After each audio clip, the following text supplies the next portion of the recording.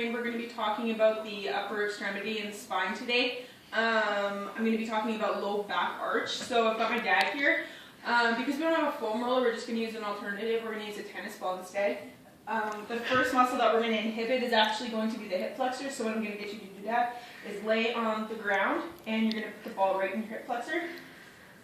Okay. We're going to hold each foam roll for about 30 seconds or so. So when you're foam rolling, you want it to be, it should be uncomfortable, but it shouldn't be unbearable. Now, depending on the client, you could use a different tension. So you could use a harder ball for people that have a higher pain tolerance, or people with lighter ball with lower pain tolerance. Good.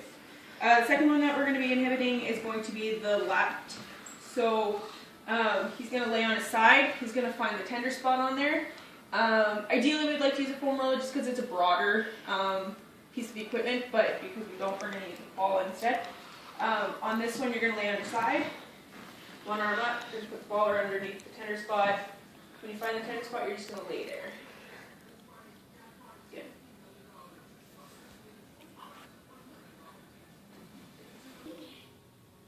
So the next thing we're going to talk about is lengthening the muscles. So I've got my dad laying here on the bench. Ideally, we'd like to have a bigger table that he can fully lay out on and that his legs aren't going to touch the ground. But unfortunately, we don't have that equipment, so we're just being resourceful today. So what we're going to do is he's got his leg already up. We've got him all set up. So this leg I'm going to bring up. What I want you to do is I want you to relax, and all I'm going to do is just lower your leg down, and I'm going to get that stretch right in your hip flexor. So from here, straight down.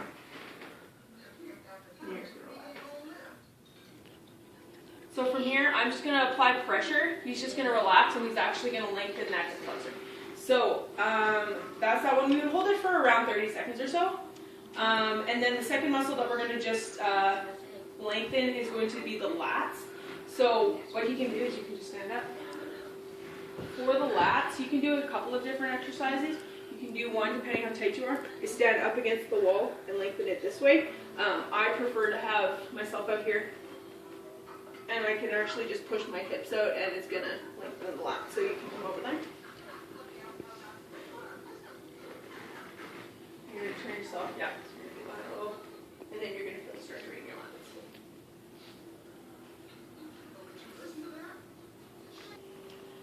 All right, Lorraine, the next part we're going to talk about is activating the muscles. We're going to activate the glute max, and we're also going to engage the core stabilizers. So what my dad's going to do here is he's on the ball. He's going to do a ball bridge.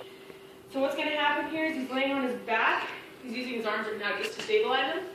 What he's going to do is he's going to have his feet facing straight forwards. From here, what I want you to do is squeeze your butt and drive your hips in there. And you're going to just stabilize. So bring your arms up now. Draw that belly button in, nice and tight. And that's what he's going to do. So he's going to hold this for about 4 seconds or so. And then he's going to release, and then he's going to do it again a couple more times. The next exercise that he's going to do is going to be a plank with alternating arms and legs. So you can come off the ball. So you're going to go into that all fours plank position. What's going to happen is what I want you to do is draw your belly button in, stabilize your shoulders. So you're going to squeeze this here, squeeze this together. There you go. And you're going to raise one arm and the opposite leg. Stabilize and bring it back in. And then you're going to do the other side. Okay, squeeze nice and tight. And back to so I would say that we would probably do around 2 sets of all of these. So I go through one whole set and then I do it again. For these ones, I'd probably say do around 10 reps or so. Probably using a tempo of 4-2-1. But yeah, that can be alternated and advanced as we go along through the program.